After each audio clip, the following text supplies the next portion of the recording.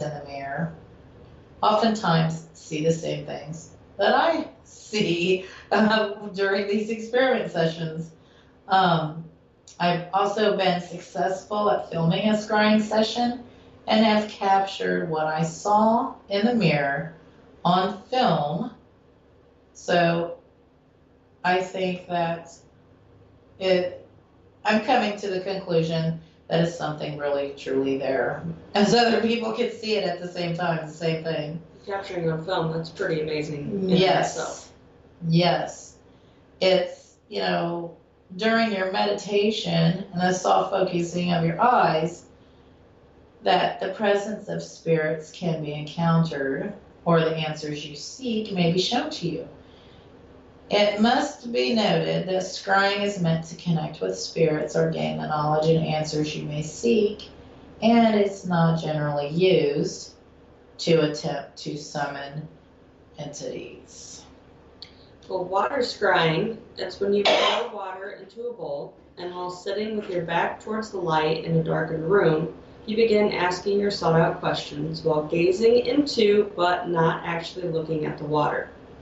Now, the water may begin to cloud as you gaze into it. Eventually, you may begin to see symbols or visions appear. Mm-hmm. Now, you want to continue gazing into the water until no further symbols or visions are apparent, and then take note of what you had seen. Now, it is then that you can begin the process of interpreting what these mean to you in regards to the answers you sought. And this is going to be different for everybody. Mm-hmm.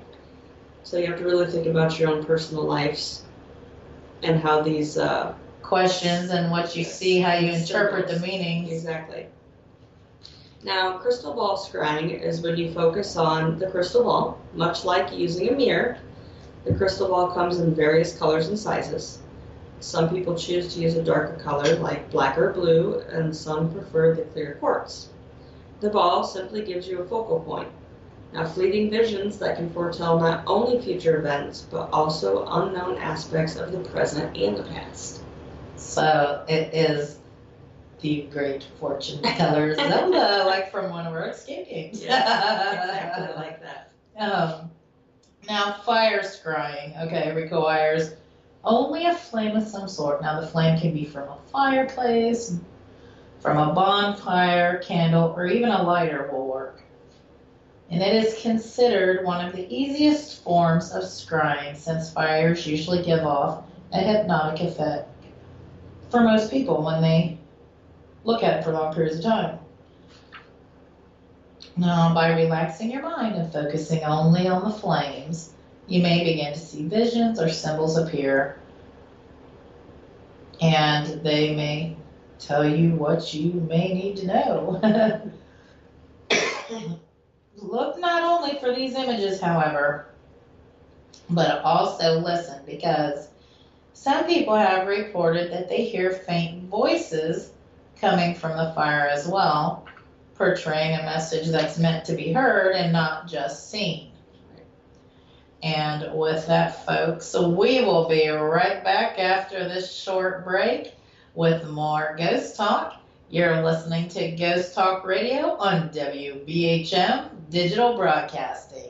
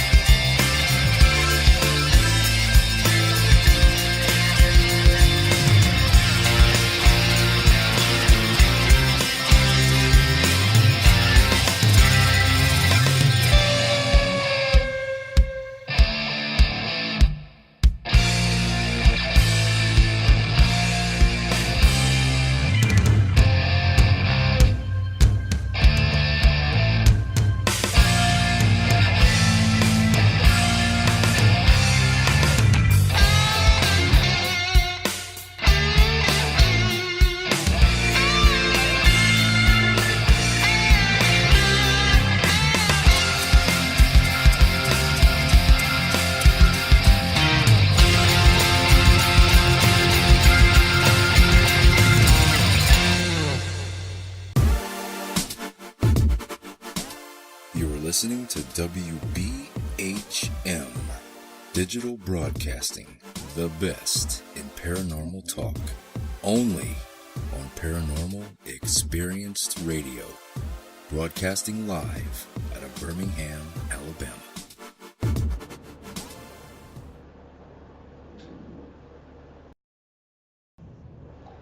29 minutes past the hour. Welcome back to Ghost Talk Radio. With me is your host, Shelly Robertson, and joining me tonight is Kristen Boyd. If you just tuned in, I invite you all to join us in chat at wbhm-db.com, where you can ask us any question you may have or share any stories you might have regarding tonight's topic of spirit communications. If you missed the first part of the show, have no fear. You can catch the show archive on Spreaker, Google Play, and iTunes, and iHeartRadio. Of course, at your leisure. Now, before the break, we were talking about other forms of spirit communications if you have no special psychic abilities. And to continue on with this topic, what do we have next, Kristen? Well, what we have next is actually probably my favorite, and that's the tarot cards. Tarot cards are actually a deck of cards that consist of pictures, symbols, words, and numbers printed or painted on them. Now, they guide the reader towards the client's personal story of their pasts, helps to give them clarity and insight to their present, and can predict their future. Aha! And the deck itself, it consists of 78 cards that are divided into major and minor arcana. Each deck comes with its own guidebook that describes in detail the meaning behind each one of these cards. Oh, that's a lot to remember too. That is a lot to remember. Now, the general idea is that the imaginary and the the imagery and the symbolism on the card and the position of the card, when laid out, will tell the tarot reader a story about the person receiving the reading. Now, insights into the person's personal and professional life will be revealed within the reading, and the tarot reader can then offer explanations, guidance, and some clarity to its meanings. Now, there are several different spreads the tarot reader can use to offer guidance, but the most common is the three-card spread, consisting of the past, the present, and the future of the client, which is what we just discussed. And however, there are also more intricate spreads as well. Now, clarity spreads consist of 4 cards defining the client's overall situation and its contributing factors. Connection spreads consist of 5 cards that has you, your challenge, the other person involved, their challenge, and the uniting force involved. The Celtic cross spread consists of 10 cards that list the heart of the matter, the opposing factors, the root cause, the past, the goal, the future, yourself, the external influences involved. Pretty much. One's hopes and fears, and the final outcome of the situation. That is your whole life story. That right pretty there. much is. All summed up for you. And yet we still have your year ahead spread, which consists of 13 cards, each card representing how each of the 12 months will play out for you throughout the year, and the 13th card is the overall outcome or the theme of the year. So if you had a bad reading of your whole deal there, Right. you're going to want to have the year ahead, so you can Yes. see is my luck getting better? I would, yes, and hope Now- so that it would. Yeah. Now, probably the most familiar and widely known method of spirit communication. Do we all know what it is, everyone? The Ouija board! It's also known as the spirit board or the talking boards. Now, the boards themselves, they're virtually all the same. They consist of the words yes and no in the top corners, the alphabet within the center, and numbers and the word goodbye towards the bottom. A planchette is used to flow over the board when players gently place their fingertips on it and they ask questions to the spirits. The planchette then guides your hands to spell out a word, give you a number, or simply say yes or no to questions that you ask. Now, it's never a good idea to use the Ouija board alone. Doing it within a group session is much more safe, allowing more positive energy to surround it. Also, never leave the planchette sitting on the board for any amount of time when you're not using it. And I have done this before though, and I had it under surveillance the whole time, and it didn't move. Really?